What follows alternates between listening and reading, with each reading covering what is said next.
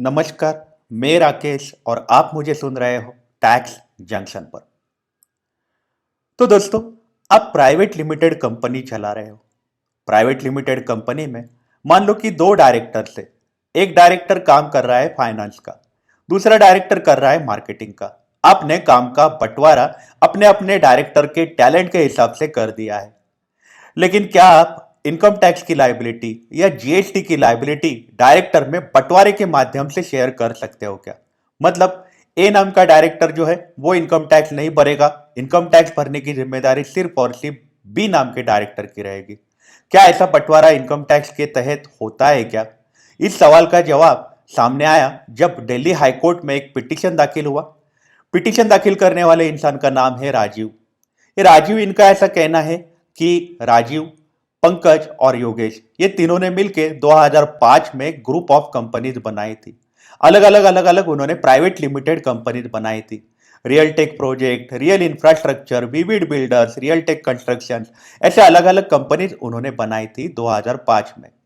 लेकिन 2010-11 में ये लोग में आपस में ही डिस्प्यूट्स होना चालू हो गया, इन्होंने आपस में झगड़े होने चालू हो गए। तो उन्होंने आपस में ही मेमोरेंडम ऑफ अंडरस्टैंडिंग बनाया।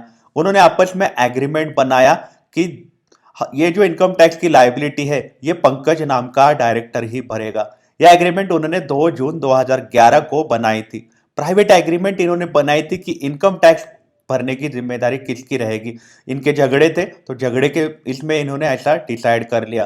तो एमओयू में ऐसा डिसाइड हुआ कि राजीव जो है वो एज अ डायरेक्टर वो रिजाइन करेंगे। Vivid Builders, Real Tech Construction और बाकी सब ग्रुप कंपनी से वो रिजाइन करेंगे और वो मैनेजमेंट में पार्टिसिपेशन बंद कर देंगे रियल टेक ग्रुप के।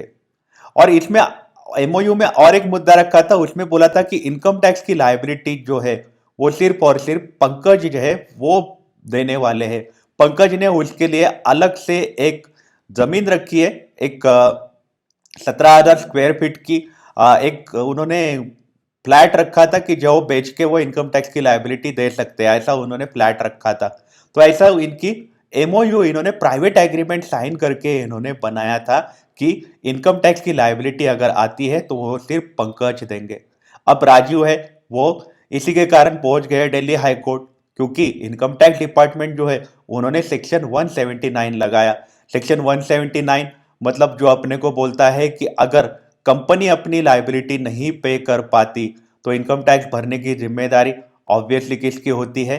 डायरेक्टर्स की होती है। यहाँ पे सेक्शन 179 दिया हुआ है जहाँ पे ऐसा बोला है कि कंपनीज एक्ट 1956 जो कोई भी टैक्स ड्यू होता है प्राइवेट लिमिटेड कंपनी से उनके प्रीवियस ईयर में या फिर उनके किसी और कंपनी से कोई इनकम उनके प्रीवियस ईयर में अगर आता है और उसमें टैक्स ड्यू होता है और प्राइवेट कंपनी से वो रिकवर नहीं किया जा सकता, तो हर इंसान जो डायरेक्टर बना हुआ था वो प्राइवेट लिमिटेड कंपनी का किसी भी समय पे वो डायरेक्टर बना रहा था रिलीवेंट प्रीवियस ईयर में, मतलब पिछले साल में अगर आप सिर्फ डायरेक्टर बने रहेंगे तो फिर आपकी जिम्मेदारी आती है, आप ज्वाइंटली और सेवरली लायबल होते हो इनकम टैक्स भरने के लिए। तो ये नॉन रिकवरी जो है ये डायरेक्टर्स के ग्रॉस निग्लिजेंस से आई है और साथ ही साथ डायरेक्टर्स ने ब्रीच ऑफ ड्यूटी की है इसलिए आई है। तो डायरेक्टर्स है उनको पर्सनल प्रॉपर्टी बेच के इनकम टैक्स भरना पड़ता है। तो इस पे लेकिन ये लोग का ऐसा कहना था कि हमने प्राइवेट एग्रीमेंट बनाई थी कि पंकज है वही इनकम टैक्स पे करेगा, अब पंकज है उसकी ही जिम्मेदारी है, ऐसी बात सामने आ रही थी। तो उस पे दिल्ली हाईकोर्ट ने क्या जवाब दिया, आइए करते हैं हम उस बारे में बात। तो दिल्ली हाईकोर्ट ने उस पे ऐसा बोला कि प्राइवेट पार्टी जो है वो अपनी इनकम टैक्स लायबिलिटी का बंटवारा नहीं कर सकते, अपना कोई प्राइवेट एग्रीमेंट नहीं बना सकते। जो राजीव ने किया है कि प्राइवेट एग्रीमेंट बनाया कि इनकम टैक्स की लायबिलिटी जो है इसने ही भरनी है, बाकी सारे काम है हम कर लेंगे।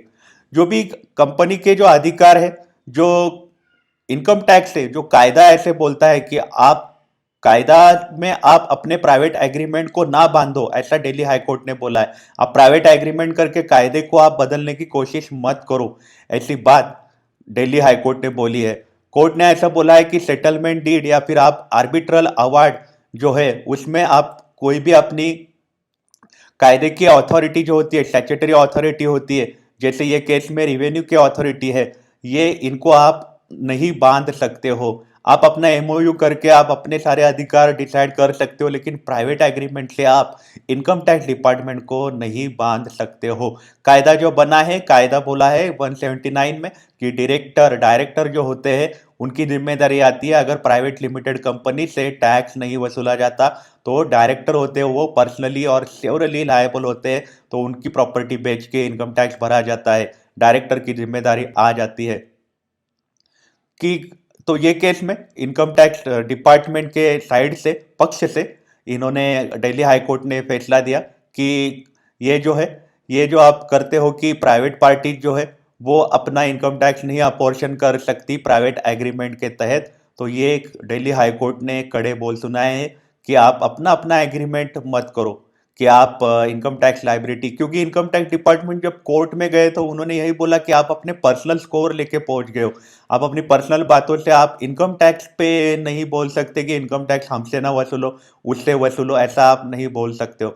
साथ ही साथ पंकज ने जो प्रॉपर्टी अलोकेट करके रखी थी 17,000 स्क्वायर फीट की, तो वो प्रॉपर्टी बेच के इनकम टैक्स लाइबिलिटी नहीं भरी जा पा रही थी, तो वो भी एक मुद्दा सामने आ रहा था। तो उसी के चलते राजीव जो है उन्होंने जो बोला था कि हमने प्राइवेट एग्रीमेंट करी है और प्राइवेट एग्रीमेंट के तहत पंकज ही भरने वाला इनकम टैक्स, तो वो दिल्ली हाईकोर्ट ने खारिज कर दिया है मुद्दा उनका। तो आपकी इस बारे में क्या राय है, हमें आप कमेंट सेक्शन में जरूर बताइएगा। आप अपना ख्याल रखिएगा। अगर आप काम के लिए बाहर निकल रहे हो तो आप अपने आप को सैनिटाइज जरूर करिएगा। Take care, have a nice day.